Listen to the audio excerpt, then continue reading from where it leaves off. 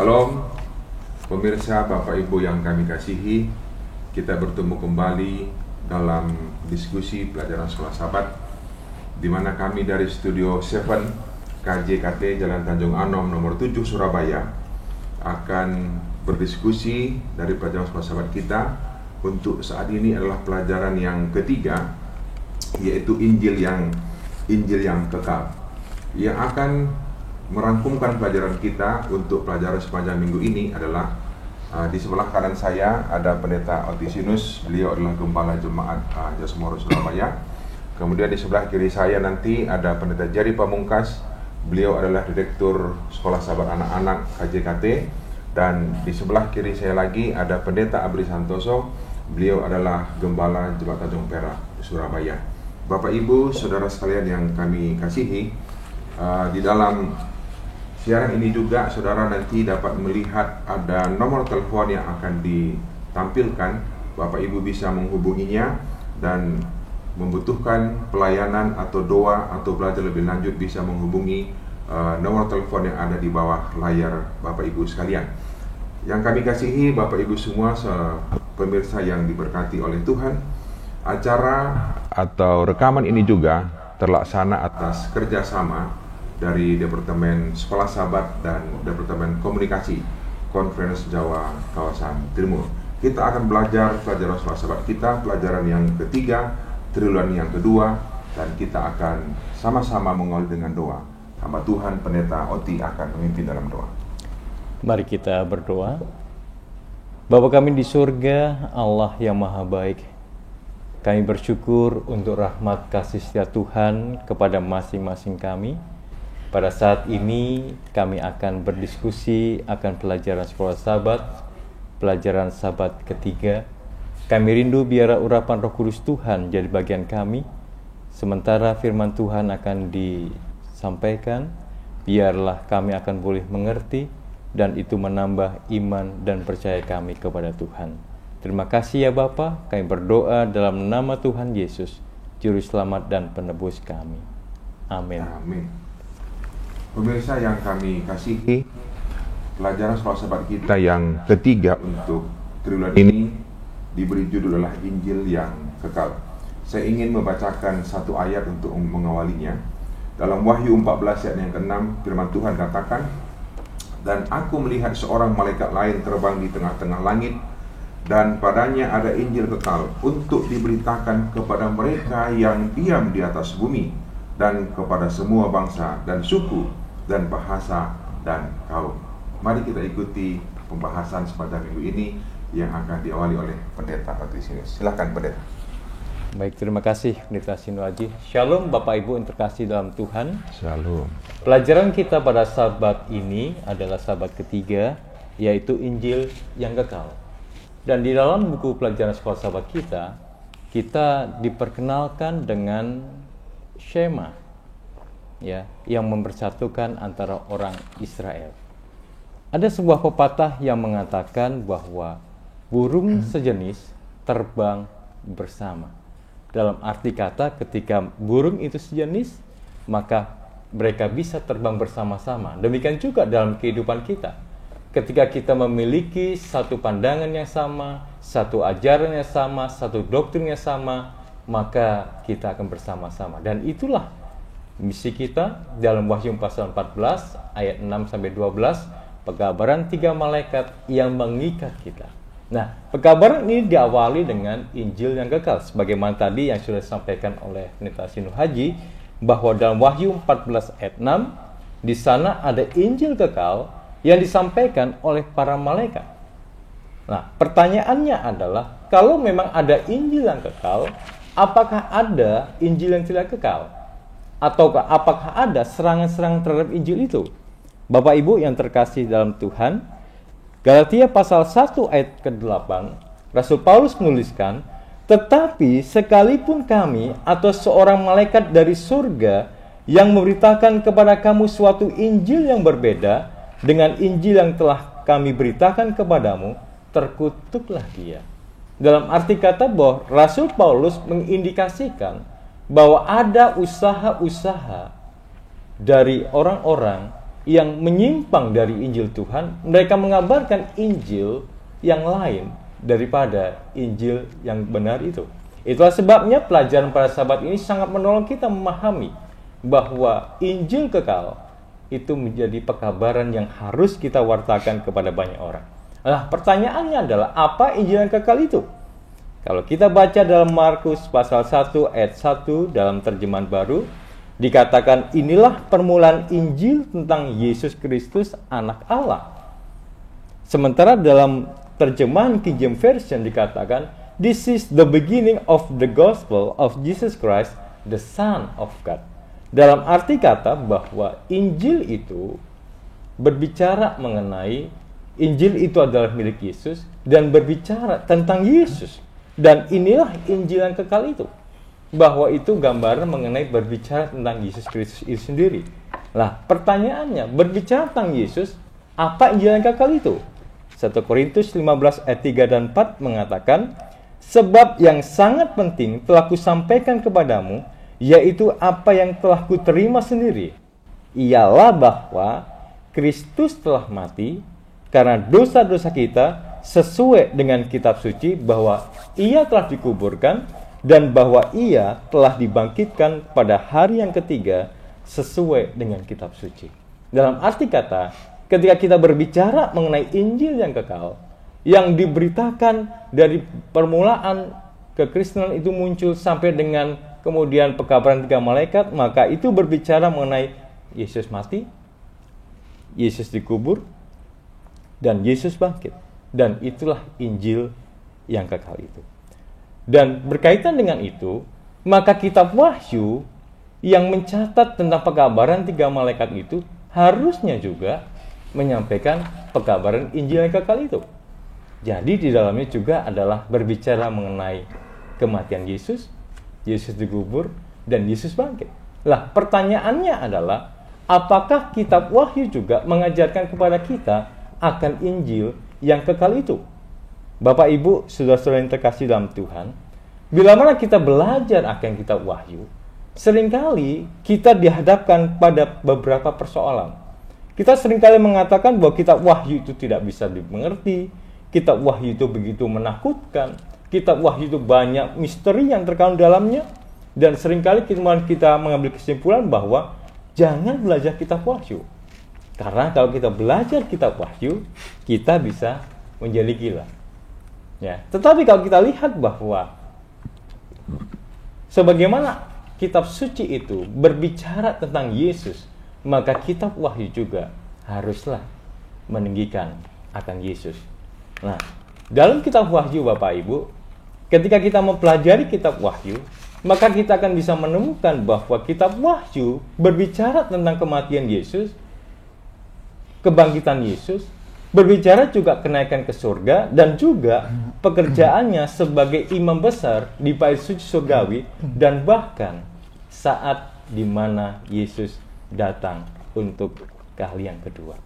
Itulah sebabnya kalau kita lihat kitab Wahyu, maka kita akan bisa menemukan bahwa Wahyu itu adalah Wahyu Yesus Kristus yang bercerita tentang Yesus Kristus, dan itu memberikan kasih karunia dan memberikan damai sejahtera, dan juga memberitakan akan kematian dan kebangkitan Kristus. Tidakkah ini suatu hal yang sangat menyenangkan bagi kita? Di saat orang berpikir bahwa kitab Wahyu itu begitu menakutkan, karena ada banyak amaran-amaran di sana, bagaimana binatang yang keluar dari dalam laut, bagaimana binatang yang keluar dari dalam bumi, dan kemudian bagaimana pada akhir zaman akan terjadi 7 bala yang terakhir. Seringkali kita dicekam oleh ketakutan. Tetapi kalau kita mempelajari kitab Wahyu, kita akan bisa melihat bahwa kendati pun amaran diberikan bahwa dunia ini akan mengalami kejadian seperti itu, tetapi kasih Tuhan melimpah kepada masing-masing kita. Bahkan kalau kita belajar buku Wahyu, kita akan dapat melihat ada 7 ucapan berbahagia. Berbahagia kepada mereka yang membaca, mendengar, menuruti perkataan tertulis dalam nubuatan. Berbahagia orang-orang yang mati dalam Tuhan. Berbahagia mereka yang diundang ke perjamuan kawin anak domba, berbahagialah dan kuduslah yang mendapat bagian dalam kebangkitan pertama. Berbahagialah orang yang menuruti perkataan-perkataan nubuat kitab ini, dan berbahagialah mereka yang membasuh jubahnya. Tidakkah itu satu kabar baik bagi kita? Di tengah ketakutan, di tengah kecemasan, tapi ada kabar baik yang kita bisa temukan dalam kitab Wahyu. Saya rasa begitu, Pendeta Sino Haji. Oke, Pendeta Oti tadi sudah membahas dari pelajaran hari Sabtu dan hari Minggu. Ada yang ingin sedikit saya tanyakan, Pendeta mungkin bisa jelaskan nanti. Kita tahu bahwa kita dibebaskan oleh Yesus dari hukuman dosa, dan kita diberikan kasih karunia, yaitu keselamatan melalui iman dalam Yesus Kristus. Dan itulah Injil yang kekal itu. Jadi peran daripada Yesus sudah sempurna bagi keselamatan kita. Pertanyaan saya, apa bagian daripada kita yang berdosa ini dalam proses keselamatan itu, Pendeta? Oke, mungkin bisa dijelaskan sedikit. Terima kasih. Terima kasih.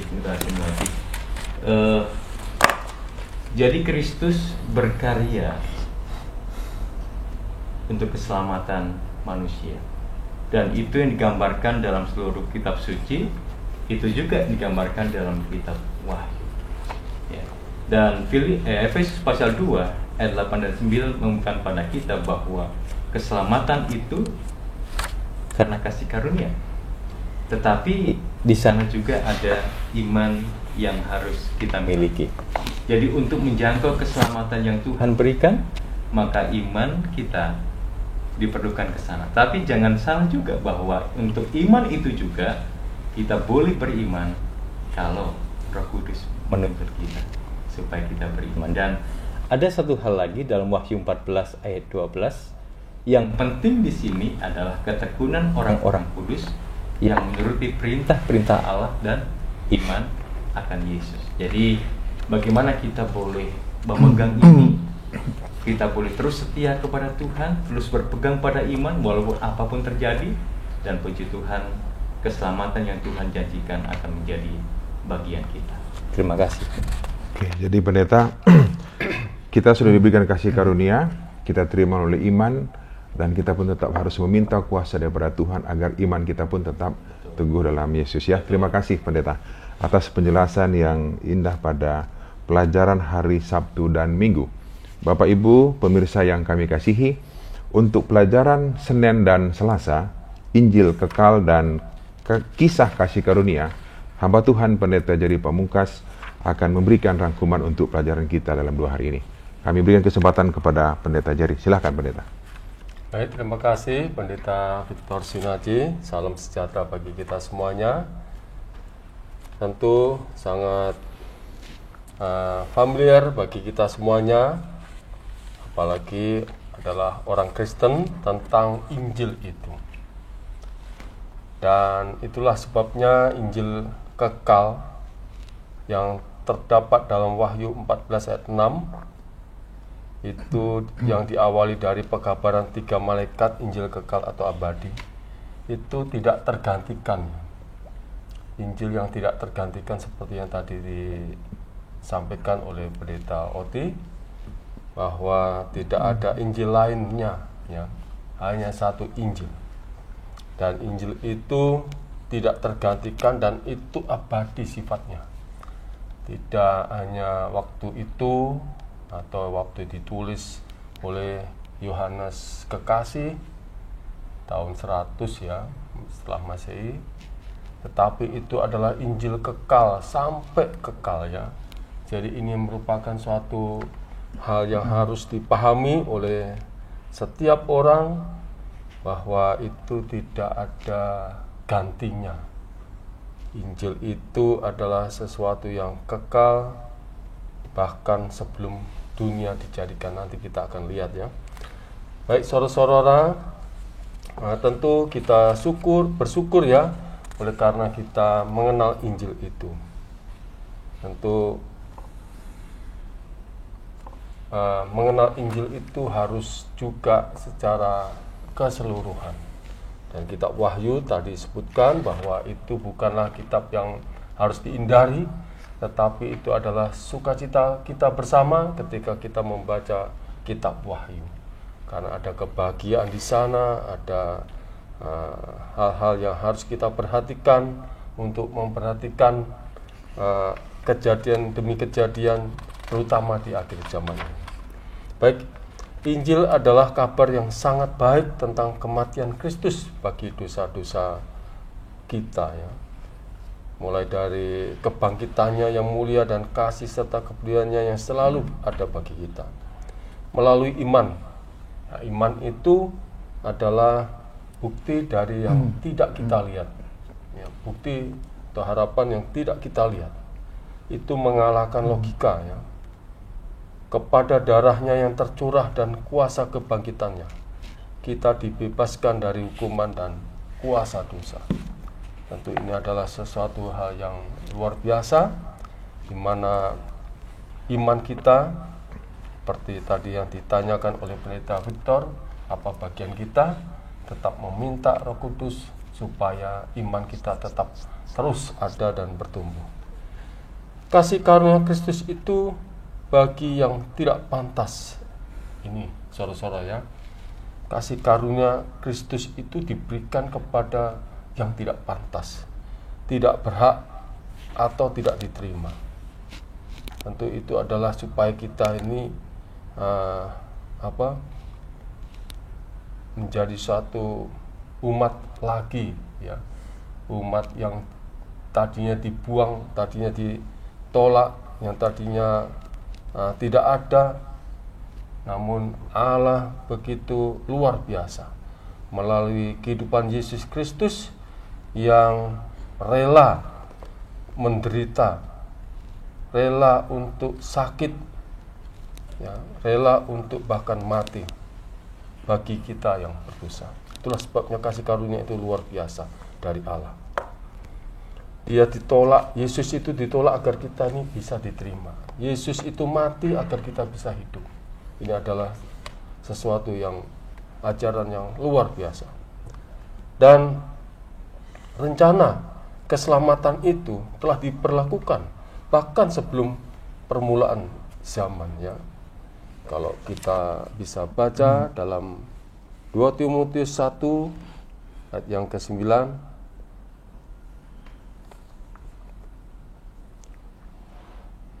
Dialah yang menyelamatkan kita dan memanggil kita dengan panggilan kudus, bukan berdasarkan perbuatan kita, melainkan berdasarkan maksud dan kasih karunia-Nya sendiri yang telah dikaruniakan kepada kita dalam Kristus Yesus sebelum permulaan zaman. Jadi sebelum permulaan zaman itu, di mana ada zaman hitungan tahun ke tahun, itulah permulaan zaman. Tetapi sebelumnya itu sudah dirancangkan akan rencana keselamatan itu, dan itu sudah digenapi oleh Yesus. Itulah Injil kekal itu dari zaman sebelum ada permulaan zaman di dunia ini, ya, sebelum ada permulaan zaman sampai sekarang, bahkan sampai yang akan datang. Jadi kisah karunia,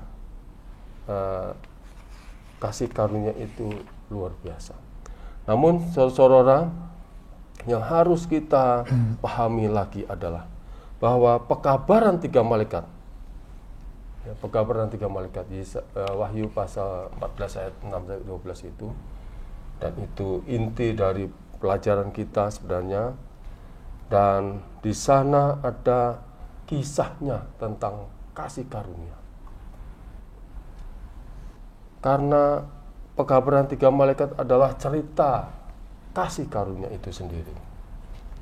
Jadi jangan pernah kita menolak akan pekabaran 3 malaikat itu. Itu adalah kisah tentang kasih juru selamat yang tak terkira. Tentu di sini kita melihat bahwa Yesus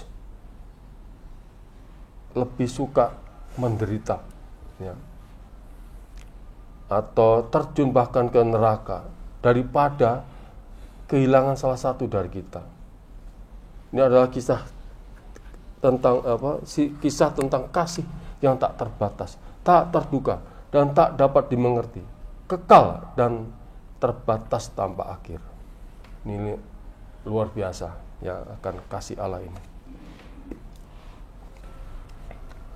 Jadi ungkapan Injil kekal dalam Wahyu 14:6 berbicara tentang masa lalu, masa kini, dan masa depan. Dan itu adalah Allah. Ya. Allah tidak menciptakan makhluknya itu seperti robot, ya, yang dikendalikan dan dimanipulasi oleh rencana kosmis ilahi. Tidak demikian. Namun kesetiaan yang dipaksakan bertentangan dengan sifat Tuhan yang sesungguhnya. Kasih membutuhkan pilihan. Nah ini saudara-saudara ya. Dan begitu makhluk diberi yang sesungguhnya, diberi kuasa memilih, kemungkinan membuat pilihan yang salah ada. Oleh karena itu, rencana keselamatan sudah disusun dalam benak Allah sebelum pemberontakan orang tua pertama kita di Eden. Jadi Allah sangat luar biasa di sini. Rencana keselamatan itu sudah dibuat bahkan sebelum zaman permulaan ada, ya, mengantisipasi jika nanti ada manusia yang jatuh dalam dosa. Oleh karena ada dosa ketika zaman kekekalan yang disponsori oleh setan itu, oleh Lucifer itu. Itulah sebabnya Wahyu itu berbicara tentang Kristus dan setan. Kristus menang, setan kalah. Seperti pelajaran Sabat yang lalu. Jadi saudara-saudara, inilah yang harus kita pahami bahwa Injil kekal itu berbicara tidak hanya masa kini, tetapi masa lalu dan juga masa yang akan datang. Kiranya menjadi berkat bagi kita semuanya sampai akhir nanti. Saudara-saudara, kita tetap setia kepada Injil yang kekal dan Tuhan senantiasa akan memberkati. Saya pikir begitu, Pendeta. Oke.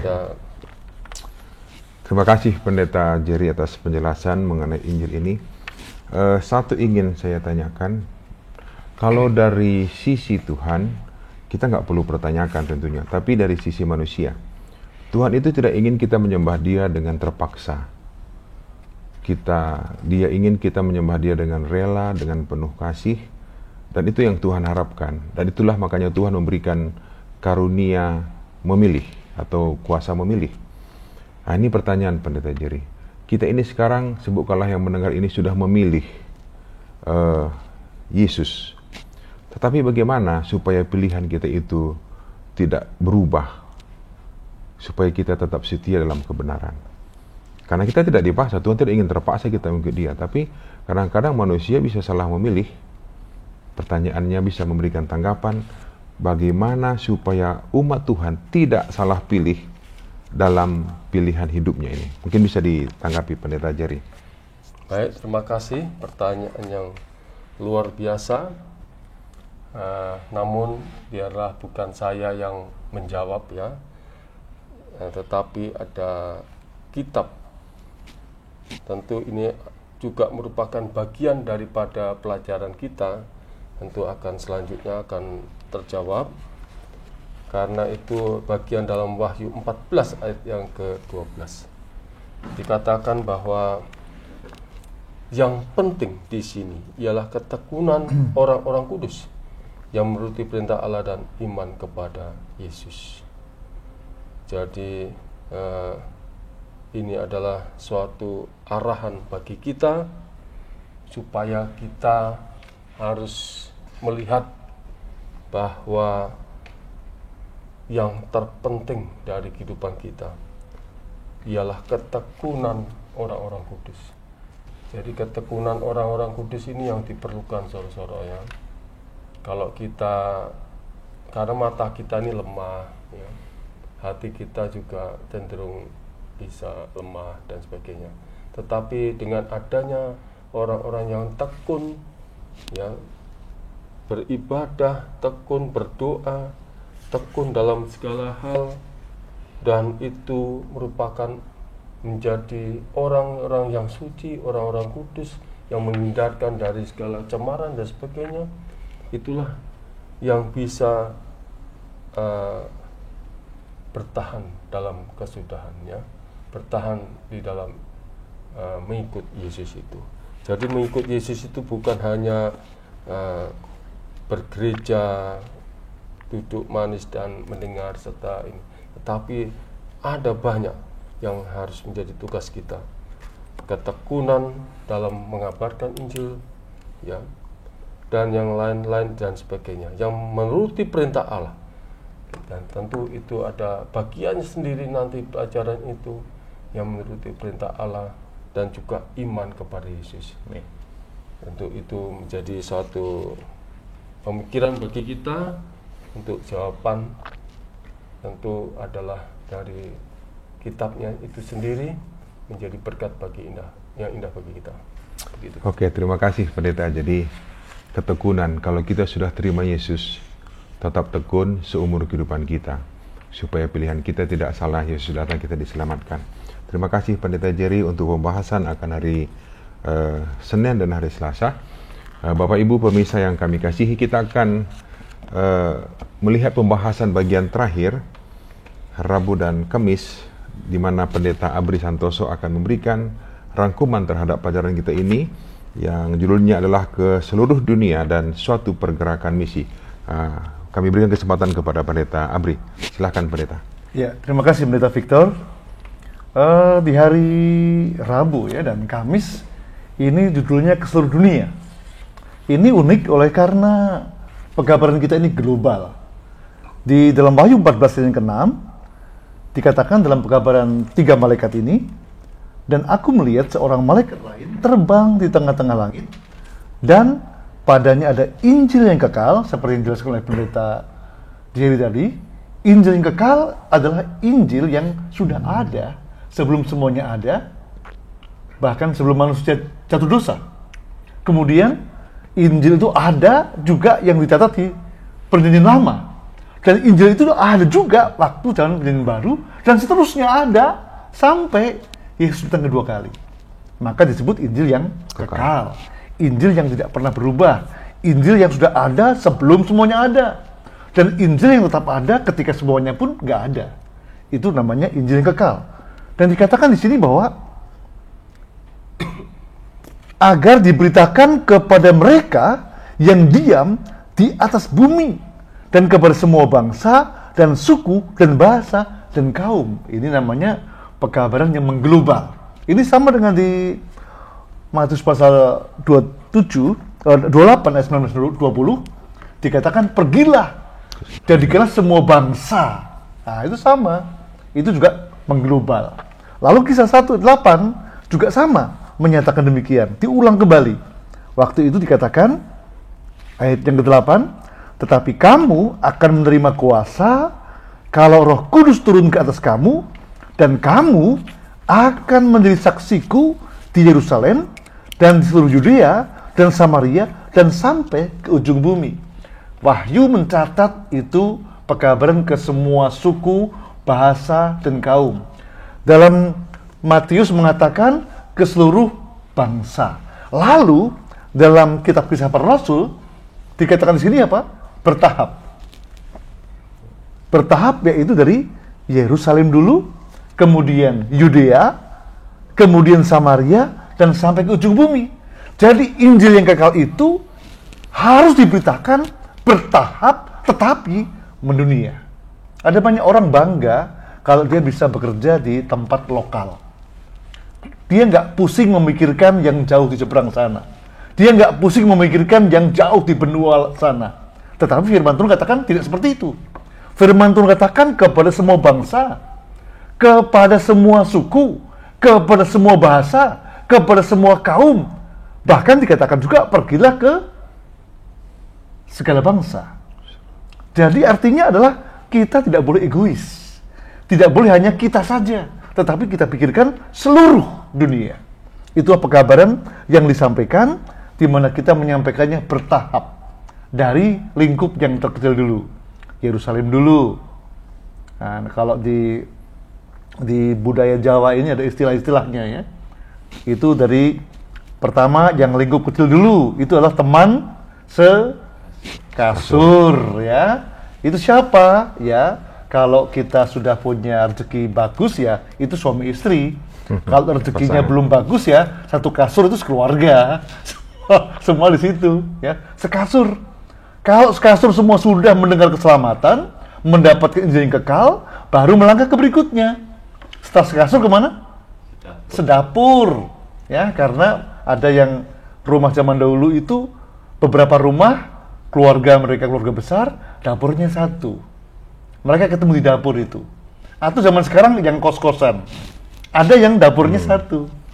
Mereka ketemu di dapur. Jadi setelah dari kasur, maka teman sedapur. Setelah dapur selesai, kemana? Sumur. Sumur. Karena ada desa, yang satu desa itu hanya satu aja sumurnya. Maka satu desa berkumpul di situ, ketemu di mana? Di sumur. Seperti peristiwa ketika Yesus bertemu dengan perempuan Samaria. Jadi, kepada lingkup yang lebih luas dari kasur, dapur, kemudian sumur, berikutnya lagi, yang terakhir, teman selembur. Teman kerja kita yang sama-sama lembur. Apakah kita harus sampaikan kepada mereka kabar itu? Jadi kita nggak mungkin bisa begini. Kalau perkara ini pekabaran adalah sampai ke ujung bumi, ke semuanya. Tapi sebelum sampai ke sana adalah apakah kita sudah menyampaikan kepada teman selembur kita? Itu yang lingkup yang kecil.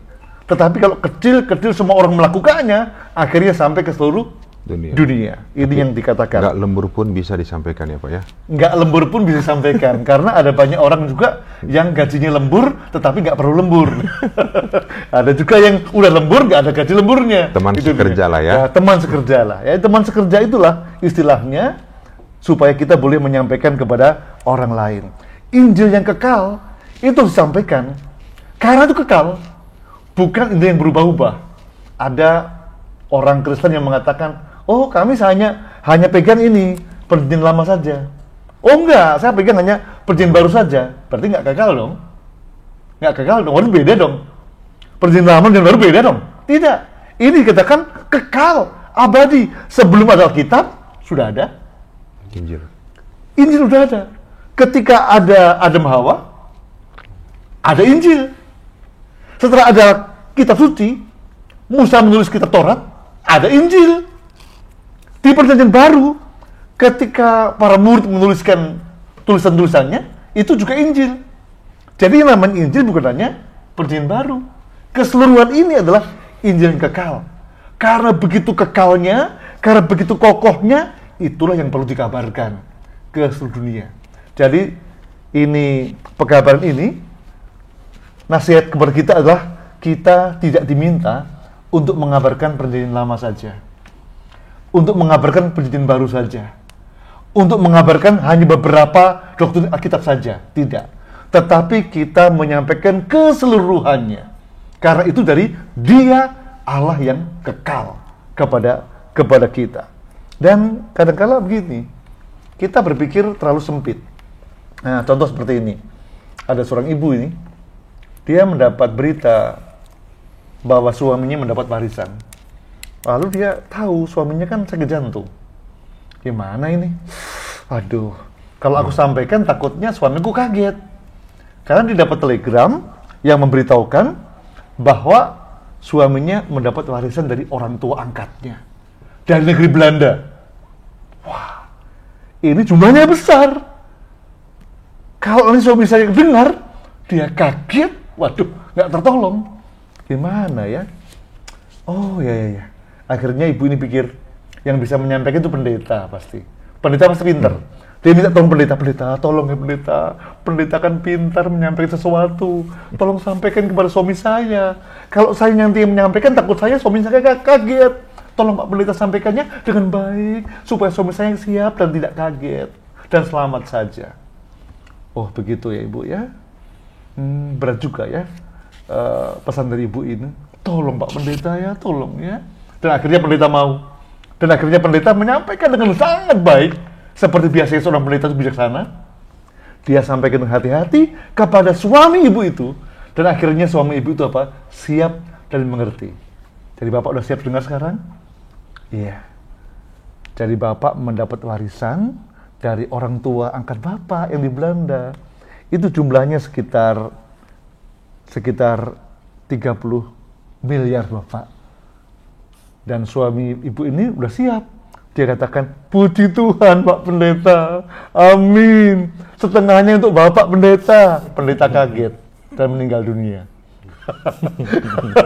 Pendetanya nggak siap. Itu dia. Kadang-kadang kita ini hanya berpikir kita dapat berkat kecil, kita nggak siap dengan berkat besar. Tugas yang diberikan itu besar. Mengabarkan Injil kemana? Ke seluruh dunia. Bukan hanya ke Surabaya.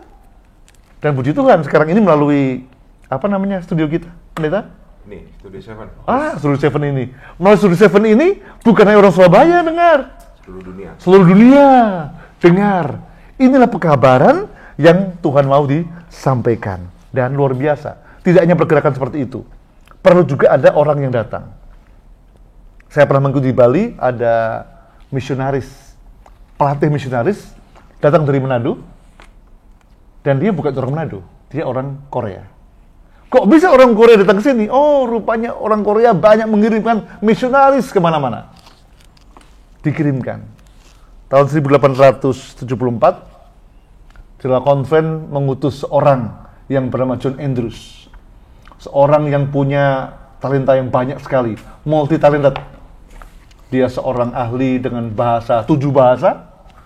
Kalau saya juga mungkin bisa beberapa bahasa ya. Bahasa Jawa halus, Jawa kasar, Jawa nguko, Jawa andap. Ada berapa Mas Heri ya?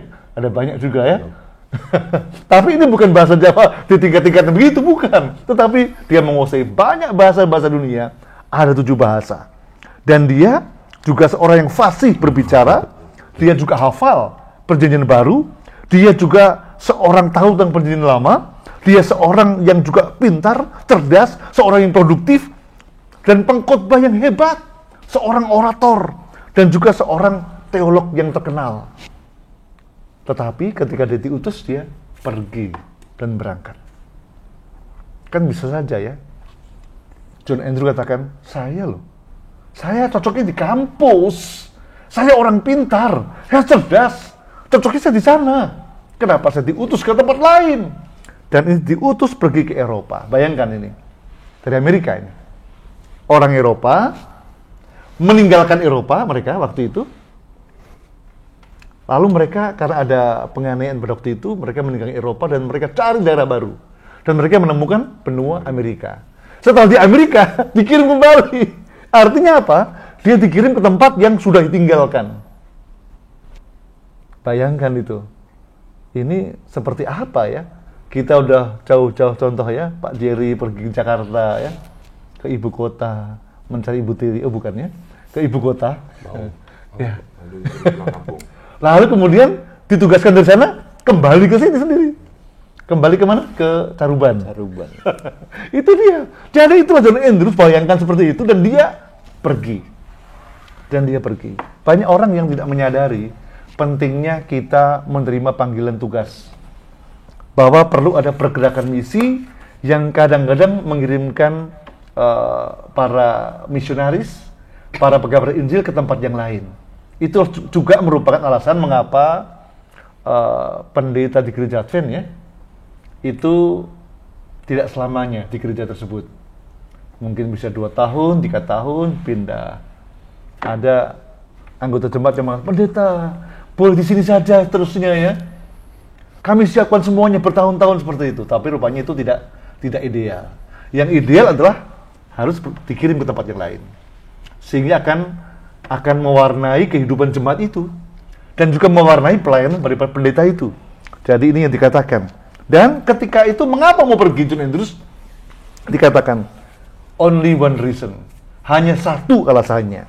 Yaitu dia percaya Yesus akan datang dan dia harus mengabarkannya. Nah itu dia. Jadi itu yang menyebabkan seseorang kita mau pergi, meskipun kita pikir kenapa harus pergi. adalah karena apa? Karena kita percaya Yesus akan datang pada kali yang kedua. Dan luar biasa adalah tidak hanya pendeta yang dikirimnya.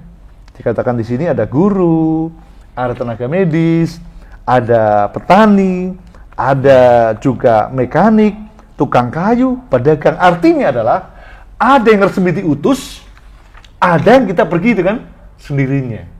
Contoh ada keluarga anggota kita, dia pindah dari Surabaya, dia ke Sumbawa. Di Sumbawa, dia mendapat komunitas baru, dan di sana dia mengabarkan kabar itu kepada tetangga-tetangganya. Atau mungkin kita pindah ke Brunei. Di Brunei, kita mengabarkan di sana. Jadi ada yang mandiri kita pergi dengan berbagai macam profesional kita, tapi ada juga yang diutus. Dan itulah cara Tuhan untuk menggerakkan misi. Dan dikatakan di sini bahwa dari 235 negara yang terdaftar di PBB, maka sudah 210 yang sudah dimasuki oleh Gereja Masih Advent ke-7. Nah, ini perkara yang luar biasa. Berarti tinggal beberapa negara lagi yang terdaftar sebagai negara dalam Ikatan Perserikatan Bangsa-Bangsa. Jadi kita lihat bahwa pekabaran ke seluruh dunia dan juga pergerakan misi, di mana ada orang yang diutus, apakah mengutus sendiri atau secara resmi, itu Tuhan gunakan untuk menjangkau banyak orang. Seperti kalau kita belajar sejarah, kita baru tahu bahwa para rasul itu sampai ke Asia mereka melayani. Sehingga akhirnya dari Asia itu mereka sampai ke Indonesia mengabarkan Injil. Sehingga kita tahu tentang Yesus dari para pekabar yang dari satu tempat ke tempat yang lain, mereka rela pergi dan berpindah. Inilah pekabaran kita bahwa Tuhan mau agar kita menyelesaikan Injil yang kekal itu dengan pergerakan ke seluruh dunia. Seluruh dunia ya. Iya. Jadi Pendeta Abri, tugas untuk penginjilan itu tidak hanya tugas pendeta ya, Iya. tetapi tugas siapa saja Pak? Tugas semua kita. Tugas semua. kita semua. Ketika Tuhan berkata, pergilah, jadikan semua bangsa muridku, Yesus berkata kepada murid-muridnya. Murid-muridnya itu akhirnya membentuk murid-murid yang baru. Murid-murid yang baru kita kenal akhirnya ada 70 murid, ada 200 murid, ada 500 murid yang melihat Yesus waktu menampakkan diri. Itu bukti bahwa berkembang jumlah murid. Kepada semua mereka ditujukan untuk pergi menyampaikan kabar baik. Dan dari mereka lah akhirnya kita pun menjadi apa? Bagian murid-murid itu. Kalau saya sebutkan statement ini Pak, mereka yang rindu dan ingin diselamatkan ke surga tidak hanya menerima Injil yang kekal, tapi mereka pun harus membagikan Injil itu. Kira-kira harus begitu nggak kira-kira? Iya, amin, betul. Jadi tidak hanya menerima ya? Iya, betul. Seperti perempuan Samaria. Oke. Ya, ini Jadi perempuan Samaria, bukan perempuan Samarinda ya. Tapi kalau kita hanya mau menerima, tidak mau membagikannya, mungkin kita tidak sampai di surga ya? Betul. Itu seperti laut mati ya, pendeta ya. Jadi hanya menerima. Iya, hanya menerima saja.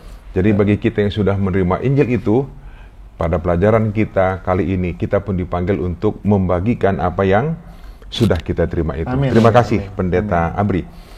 Bapak Ibu pemirsa yang kami kasihi, kita sudah menyelesaikan pembahasan kita pada pelajaran ketiga, Injil yang kekal. Ada satu hal yang ingin saya bagikan untuk mengakhiri diskusi kita pada saat ini adalah jantung dari pelajaran pekan ini adalah memahami Injil, mengalami Injil, dan membagikan Injil dalam konteks kedatangan Kristus yang segera. Tidak hanya memahami, tidak hanya mengalami, tapi juga membagikan. Tidak hanya ingin diselamatkan, tapi ingin juga menyampaikan keselamatan kepada orang yang lain. Kiranya pelajaran ini yang telah dibagikan oleh ketiga hamba Tuhan menjadi berkat bagi kita, iman kita dikuatkan, dan kita pun mau menjadi umat-umat Tuhan yang mau menginjil ke seluruh dunia. Terima kasih atas perhatian kita semuanya. Terima kasih Pendeta Oti, Pendeta Jerry, dan Pendeta Abri atas partisipasi pada kesempatan ini, dan Tuhan memberkati kita semuanya. Kita akan tutup pertemuan kita ini dalam doa tutup oleh hamba Tuhan Pendeta Abdi Santoso. Mari kita berdoa. Tuhan Bapa di surga, terima kasih pelajaran ketiga yang menjadi berkat buat masing-masing kami, kepada seluruh pemirsa, dan kepada kami yang membawakannya. Kami bersyukur oleh kiranya Injil yang kekal Tuhan berikan bagi kami dari Tuhan Allah yang kekal, dan Engkau menyampaikan Injil itu luar biasa. Bahkan sebelum manusia ada, Tuhan telah menyiapkan kebaikan buat kami, dan terus ada Injil yang kekal ini, bahkan sampai Tuhan datang kedua kali dan membawa kami semua untuk berkumpul bersama-sama.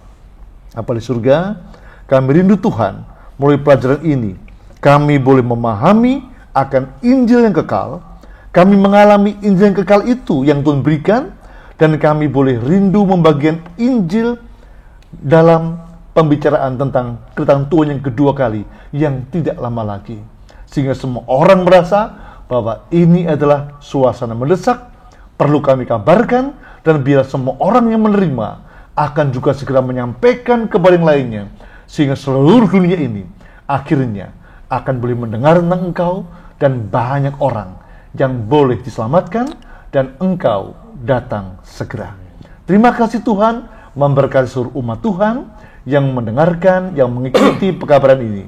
Tambahkan berkat dari surga dalam setiap kehidupan, baik pekerjaan, pendidikan, setiap kerinduan, aktivitas. Tuhan berkati, sehingga apapun yang kami jalankan, kami tidak akan pernah lupa bahwa Tuhan akan datang segera. Sehingga itu menjadi pekabaran indah dalam kehidupan kami kepada semua orang. Terima kasih Bapa. Ampun dosa kami yang banyak, memberkati kami semuanya, dalam nama Tuhan Yesus, penebus dan juru selamat kami hidup. Amin. Amin. Terima kasih, Tuhan memberkati kita semuanya. Sampai ketemu lagi.